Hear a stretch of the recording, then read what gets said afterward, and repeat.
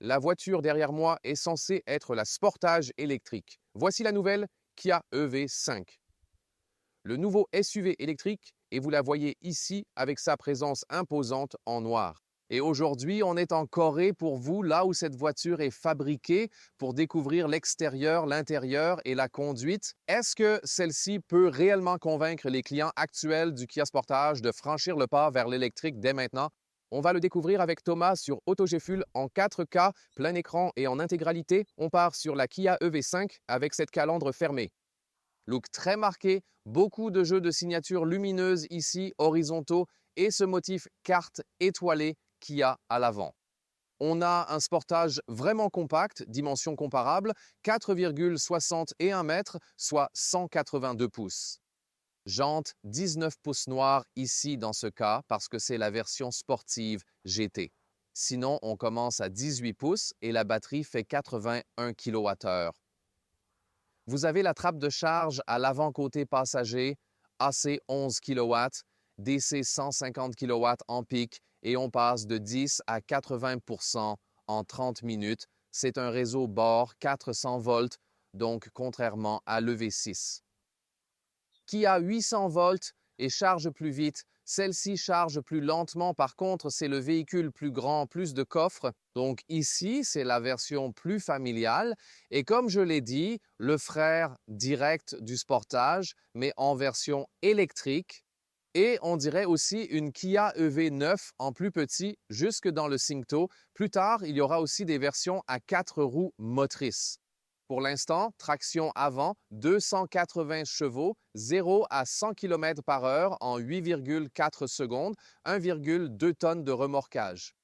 On va aussi regarder sous le capot pour voir s'il y a un frunk, histoire de vérifier l'espace et l'agencement. Allez, on jette un œil. Oui, on a bien un petit frunk. Voilà, on peut y mettre un câble de charge ou quelque chose de plus. Ici aussi, un bel amortissement en dessous, même, tu sais, contre les vibrations et tout ça. VMAX, 165 km par heure, 100 miles par heure. Intérieur, porte-clés s'active à l'approche ou à la main pour ouvrir, fermer.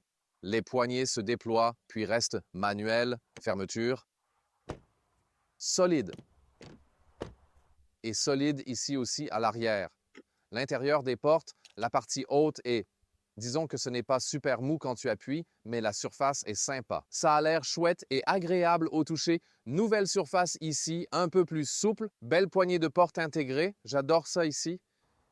Volant chauffant, chauffage et ventilation des sièges, pas dispo en même temps. Siège à mémoire, massage, tout dans la portière, boutons séparés et ici, bloc de commande classique pour les vitres. Les 4 vitres sont feuilletées. Seule la partie inférieure n'est pas recouverte de tissu. Ici, GT Line, volant sportif, sélecteur de mode en bas, vrai bouton au volant, régulateur à gauche, molette de volume à droite, ergonomique et facile d'accès. Par exemple, le bouton favori. Ces sièges GT Line haut de gamme en simili perforé, matériaux sans origine animale, sièges et volants, sont de très bonne qualité, doux et confortables. La zone des ischions est parfaite. Comme dit, les sièges de base chauffants, ventilés seraient en tissu, garniture centrale en tissu, intérieur, extérieur en simili. La finition supérieure est très confortable. Réglage électrique simple, le soutien lombaire était entièrement sorti, je peux le rentrer. Je conduis sans soutien lombaire, commandes électriques ici et là, volant réglable manuellement haut, bas et avant, arrière, bonne position. Ma taille est de 189 cm, assez de place pour ma tête. Donc, position de conduite bien droite, façon SUV, tout, ouais, c'est ça qu'on veut, en gros. Il y a un truc au genou droit, je te montrerai ça depuis le cockpit. Très bonne première impression. Bienvenue dans le cockpit de la Kia EV5. Souviens-toi, on n'est pas niveau prix, on se situe dans le segment premium. C'est un intérieur vraiment haut de gamme avec de nombreuses fonctionnalités. Et oui, j'ai déjà parlé des sièges ici. Là aussi, vraiment sympa, estampillé GT Line sur le haut de l'appui-tête. J'aime aussi ce combo bicolore. La fonction Gentleman me permet de régler le siège passager directement via des commandes situées sur son côté. Et il y a aussi ici ce mode relaxation de dispo. Ouais, ça pourrait être un chouette arrêt à la station de recharge. Donc tu vois, la partie avant se relève et puis celle-ci bascule complètement vers l'arrière. Je peux faire pareil ici avec le siège conducteur. Comme je l'ai dit, elle se recharge un peu plus lentement que la Kia EV6. Tu prends peut-être plus de temps à l'arrêt de charge. Et ouais, Léa et moi, on profite ici. Pour nous détendre pendant la pause, c'est une fonctionnalité vraiment cool. Franchement, tu es plus libre de faire ce que tu veux avec la voiture. Voilà, on peut revenir à cette position. La console centrale est vraiment imposante et spacieuse. Regarde, c'est une plaque de charge sans fil par induction, non ventilée. Je préfère toujours la recharge par câble. Et regardez ça, voilà les porte-gobelets adaptatifs. Ça semble pratique. Mais il faudrait un second réglage pour vraiment maintenir les bouteilles serrées. Lui, mais il ne tient que léger, genre les tasses à café et tout, un peu mieux serrées quand même. Et regarde ça encore, hein, comme elles sortent vite. Alors peut-être faut pas mettre les petites mains des gamins là-dedans, hein? Bam, bam, tu peux. C'est plus comme une guillotine, tu vois, la petite. Et ici, c'est moelleux pour le coude. S'ouvre comme ça, il y a un peu plus de place dessous. Et ici, il y a beaucoup d'espace à l'avant. Du coup, Léa va sûrement kiffer ça pour genre un sac à main et tout. Là-dedans, tu peux choisir entre charger et connecter ou juste charger côté droit uniquement charge. Et là, encore une prise 12 volts par exemple. Ensuite, on arrive au tableau de bord qui est souple ici et aussi texturé. Boîte à gants normale, amorti à l'ouverture. Il y a un peu de bazar dedans. Alors celui-ci ici, c'est une surface toute simple, mais je pense que ça va. Là, ce sont des raccourcis plutôt capacitifs, genre pour l'accueil et pour la carte interne de la voiture ici et tout ça. Donc, c'est la carte interne de la voiture. Tu vois la logique classique de Kia où ils aiment avoir ce sens-là, tu sais, peu importe d'où, comme cette boussole, même si tu mets la destination GPS et la baisse manuelle du volume, je l'apprécie, c'est vraiment très pratique. Et aussi le réglage manuel de la clim ici, haut et bas, et la vitesse du ventilateur aussi. Tu le vois ici sur l'unité principale d'infotainment, mais aussi sur cette unité d'infotainment centrale spéciale. C'est un écran tactile, mais surtout une visualisation. Plutôt pour le passager, quand je suis assis, je peux montrer que pour le conducteur, cet écran central est plutôt masqué par le volant. Donc c'est bien aussi que je le vois ici en surimpression. Mais je suis content de pouvoir juste regarder droit devant et puis plus froid, plus chaud, je n'ai même pas à regarder. C'est top. Pédale de récupération, pas pour changer de vitesse bien sûr. Et ici, tu peux régler une récupération plus forte ou moins forte. En maintenant celui de droite, tu passes en récupération automatique. Ça dépend s'il y a une voiture devant ou non. En maintenant à gauche, l'e-pédale, conduite sur une seule pédale, forte récupération et arrêt complet immédiat. Mais tu peux aussi faire quelque chose entre les deux. Une limite côté ergonomie, si tu as de longues jambes comme moi et que tu veux baisser un peu le volant, ça ne marche pas à cause du levier de vitesse ici. Le levier de vitesse est en fait assez pratique. Avant, arrière, parking tout simplement et c'est tout. Le start-stop est ici. Bon, le start-stop n'est pas facile d'accès, mais je dois toujours remonter le volant un peu plus haut que je ne le voudrais. Parce que comme ça, tu sais, je n'ai pas de problème avec mes genoux ici. Mais ce n'est pas spécifique à l'EV5. Kia et Hyundai ont la même logique. Le levier est ici. Alors oui, si tu as de très longues jambes, certaines personnes se sentent parfois un peu gênées par ça. Tu vois que la bande horizontale traverse les instruments numériques et l'unité d'infodivertissement. Donc oui, tu as beaucoup d'infodivertissement ici, mais c'est plutôt en retrait comparé à d'autres voitures modernes. Ce n'est pas genre pas un écran collé au visage. Et du point de vue du conducteur, encore une fois, ici avec ces jolis boutons pour faire défiler les instruments numériques, par exemple. Ces voyants rouges, je ne les vois qu'à la caméra. C'est un capteur infrarouge qui vérifie si je suis réveillé. Mais tu ne vois pas ça de tes propres yeux. Là, tu as un affichage tête haute juste là. Et dans la version UE, d'ailleurs, tu pourras aussi appuyer longuement sur le bouton muet pour désactiver le bip bip bip du limiteur de vitesse. Cependant, on aura aussi une nouvelle signature sonore dans ce véhicule, plus subtile, plus en retrait. Vraiment hâte de voir ici l'unité principale de l'infodivertissement avec ce module central. Et ouais, je dirais que cette carte et tout, ça pourrait vraiment être un peu plus rapide, un peu plus réactive. La plupart du temps, tu choisiras l'interface smartphone. Les fonctions intelligentes incluent le mode lavage auto. Tu n'as rien à faire pendant le lavage. Active celui-ci et le mode animal à bord s'active. Maintenant, passons aux sièges arrière. Et ça, c'est inattendu. On a quelques fonctionnalités de luxe ici à l'arrière. Et même dès la porte arrière, il y a le chauffage des sièges pour les places arrière. Bien sûr, c'est optionnel. Et ici, à l'arrière, on a aussi du vitrage feuilleté installé. Il y en a à l'avant comme à l'arrière. Bon, c'est plutôt sympa ici. Et pour le marché coréen, dans ce cas aussi, avec un film occultant qui assombrit tout. Ça se fait ici. C'est bien structuré, pas trop mou sur le dessus. Plus doux ici pour ton coude. Aussi avec un jeu à 2 tons. Et puis des fonctions surprenantes ici. On a des tables cachées ici. Donc ça, c'est quelque chose, non? Et ça, je suppose qu'on peut aussi mettre un iPad debout ici ou peut-être un téléphone. Tu es d'accord? Ouais, l'IA est d'accord. Et je peux faire la même chose ici, peut-être aussi pour un portable ou un truc comme ça. C'est nettement mieux pour le montage que là derrière. Donc c'est plutôt cool et très pratique. Et ici, le siège avant, je peux aussi le régler depuis ici, par exemple en position chauffeur confortable. Et en bas, il y a d'autres petites surprises.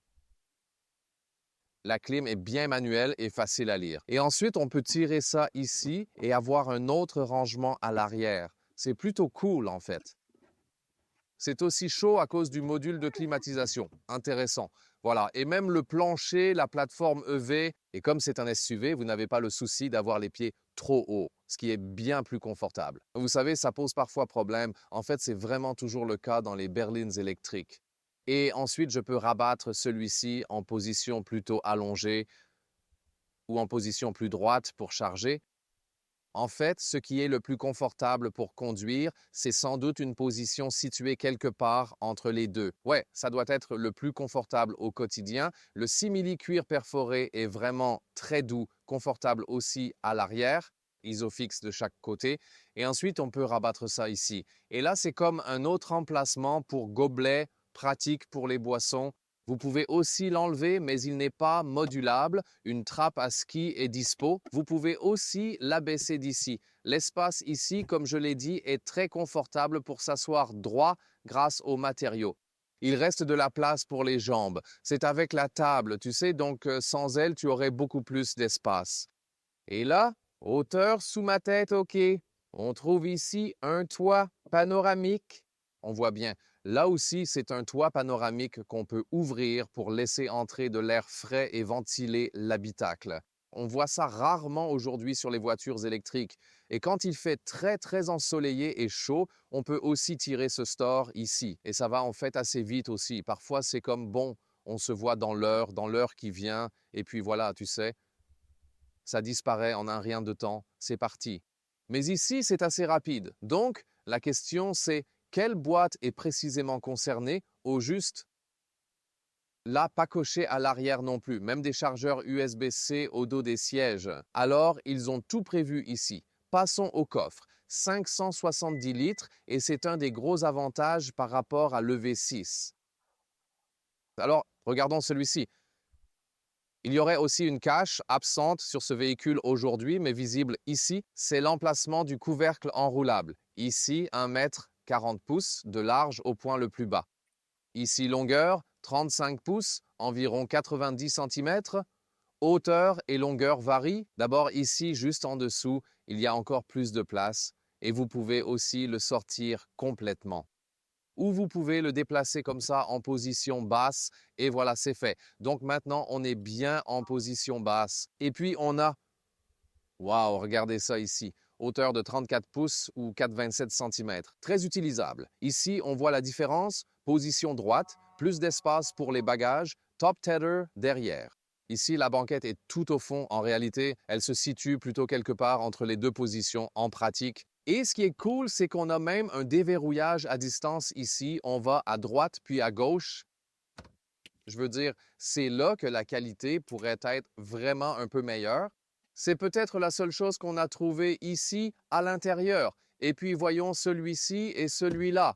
Voilà, et c'est vraiment flexible dans l'ensemble. Et bien sûr, quand on veut charger les choses plus facilement, on peut aussi remettre ça en position haute une nouvelle fois, de façon très simple, comme ça. Ensuite, vous avez le plancher plat et la longueur totale jusqu'au siège avant est ici d'environ 1,80 m, soit 71 pouces.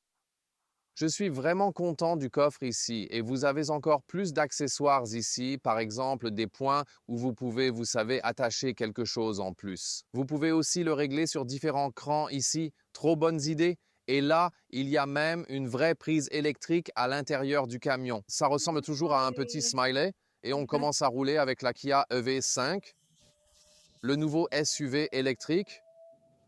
Bon, enfin, la question initiale, c'était est-ce que les clients du Sportage seraient convaincus? Et ce qu'on a vu dehors et dedans, oh, en fait, le Sportage est à côté de nous, il nous laisse monter à bord maintenant. Donc, c'était conforme. L'extérieur est superbe, l'intérieur de grande qualité et bien plus modulable que celui du Sportage, vraiment. Et maintenant, la question, qu'est-ce que ça donne au volant? Et bien sûr, on profite ici des avantages des véhicules électriques. C'est silencieux, surtout quand on est coincé dans les bouchons et tout. Et à l'intérieur, vitrage feuilleté, à gauche, à droite, même à l'arrière.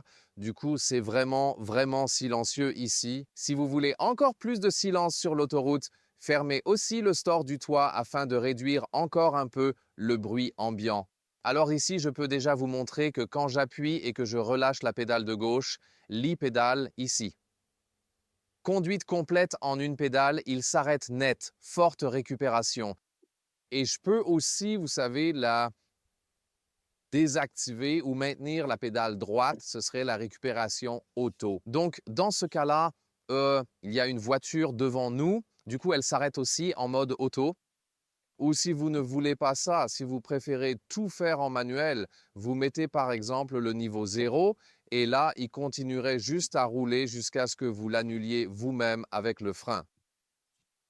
D'abord une accélération rapide en ville, 20 à 50 ou 25 à 50, c'est parti. Voilà, déjà du 25 à 60.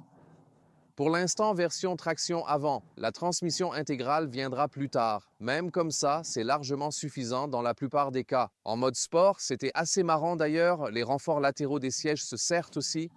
Voilà, et ici on a un affichage rouge. Joli éclairage d'ambiance tout autour, d'ailleurs vous l'avez peut-être déjà vu dans le tunnel. Donc version sport spéciale ici, et l'entrée de l'accélérateur est, tu sais, bien plus réactive. Donc tu peux aussi choisir un mode de conduite perso. On revient au mode normal.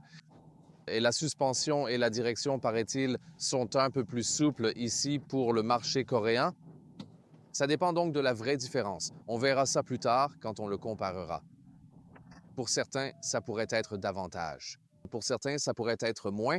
Mais dans ce cas-là, je ne verrais pas vraiment cette configuration comme super souple du tout, franchement. On a aussi des jantes 19 pouces ici, non?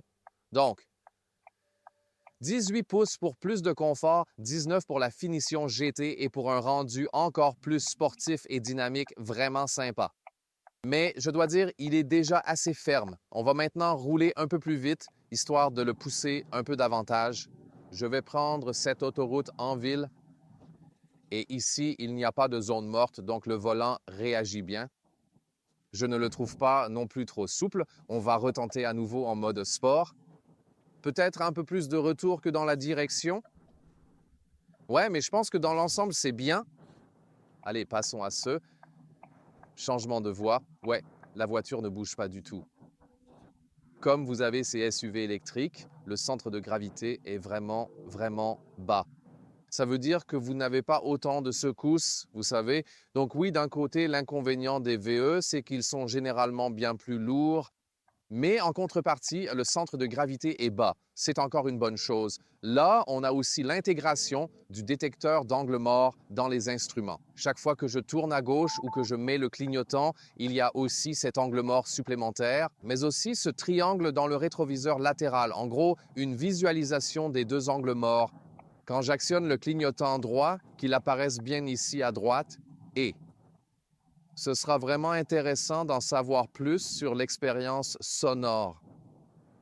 Il se peut que tu t'en rendes compte pendant qu'on roule ou alors que tu ne t'en rendes pas. Et en fait, c'est le but parce qu'avant, on avait beaucoup de bruit, disons, désagréable avec ce véhicule, avec les véhicules Kia, Hyundai et Genesis. Et ça devenait souvent agaçant. Ils ont maintenant créé un nouveau schéma sonore dont profiteront bientôt tous les autres modèles. Que les sons que la voiture génère soient plus en retrait, un peu atténués et donc moins envahissants, que ce ne soit pas comme des fois, je dis genre certains sons, même quand tu as le contact et que tu ouvres la porte ou un truc, tu as l'impression genre, oh, il y a genre, je sais pas, une bombe qui va exploser ou un truc comme ça. C'est vraiment super flippant en vrai. Mais maintenant, tout est beaucoup plus retenu et discret. Donc, ils ont eu nos retours, ont eu vos retours et maintenant, tout est bien plus subtil. Et puis, la façon dont la voiture vous parle, en gros, c'est en fait une bonne chose. Mais le premier bip juste là, par exemple, voilà, et maintenant on roule à 80 km à l'heure 1, peu comme 50 miles à l'heure. Et on profite déjà de cette bonne isolation phonique. Ah, cette ondulation qu'on vient de traverser, c'est peut-être là qu'on sent un peu la suspension coréenne plus souple. Parce qu'ici, sur ce marché, tout est axé sur le confort, tu sais, avec les sièges chauffants et ventilés sont vraiment très populaires ici. Et la suspension devrait plutôt être souple, tu dois souvent aller tout droit, être coincé dans les embouteillages et tout ça, ou peut-être si la route est irrégulière, ça pourrait être une bonne idée pour pas mal de voitures. Certaines sur le marché européen ou américain ont une suspension trop ferme selon moi. Peut-être qu'ils devraient s'inspirer de ce marché ici. Et toi, qu'en penses-tu? En cas de trafic dense, tu peux aussi activer ici le régulateur adaptatif. Il se cale sur la voiture devant vous. Ici, dépasser manuellement, parce que cette voie est un peu bouchée, pour ainsi dire. Voilà, on reste toujours très à l'aise avec l'accélération électrique instantanée, même en traction avant, 8,4 secondes, assez rapide. Et ici, tu peux aussi activer ou désactiver cette aide active de maintien de voie selon que ça te plaise ou pas.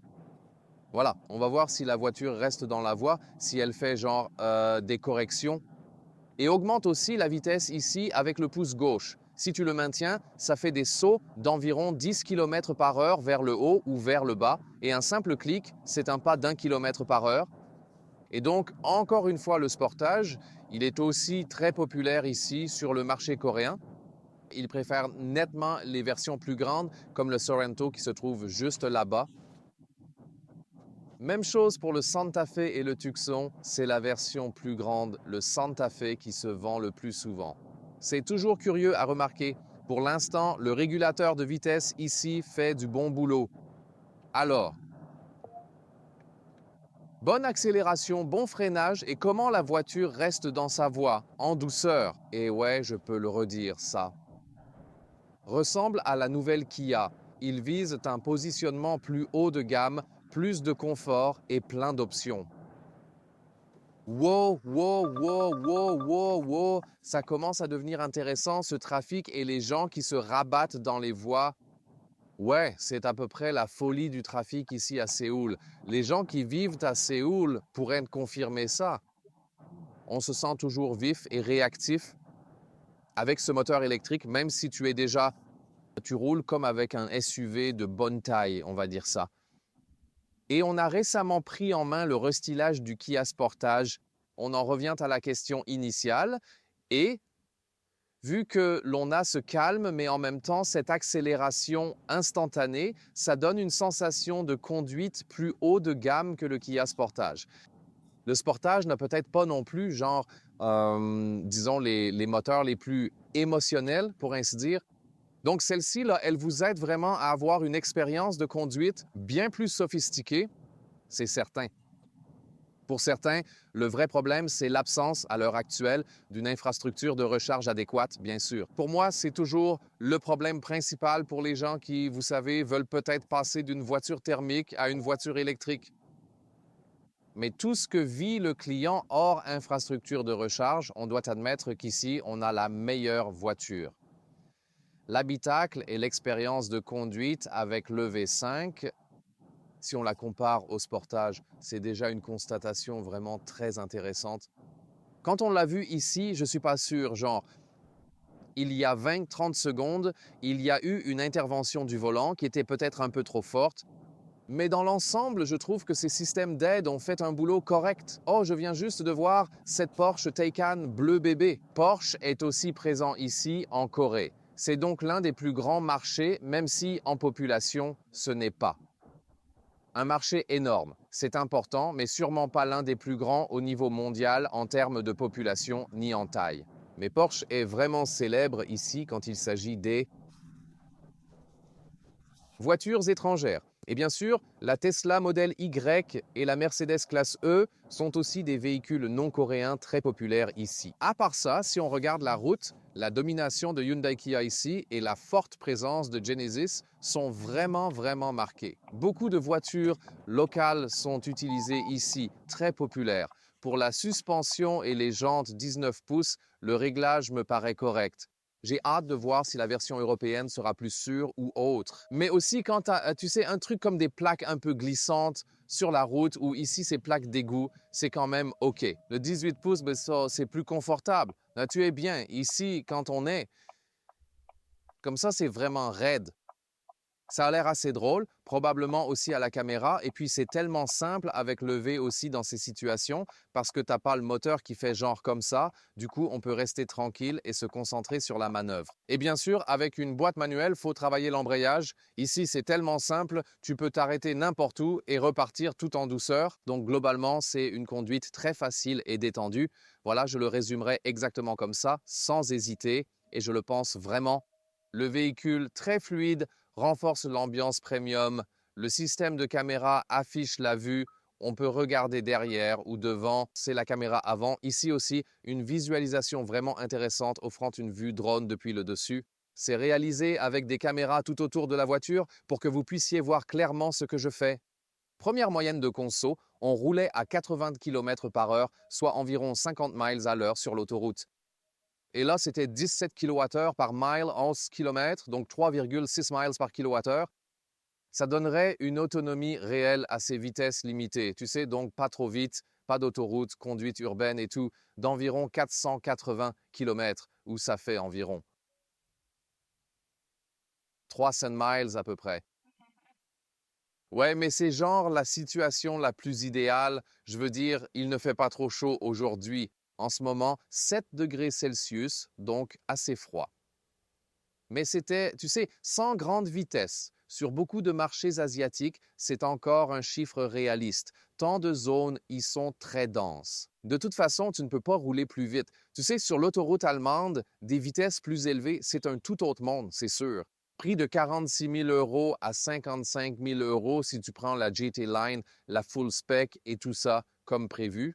Ça ferait environ 39 000 livres à 48 000 livres. Donc tu vois que si tu configures aussi ce véhicule avec la batterie comparable et tout le reste, un peu moins cher que la Kia EV6, en revanche, il est plus spacieux, mieux adapté pour la famille et les bagages, etc. Par contre, elle charge plus lentement. Alors dis-moi, qu'est-ce que tu penses de la Kia EV5? Et si tu remplaçais vraiment un Sportage essence par celui-ci, la version électrique, pour ainsi dire, tu en penserais quoi, à ton avis? Voyons maintenant quelques-uns des concurrents.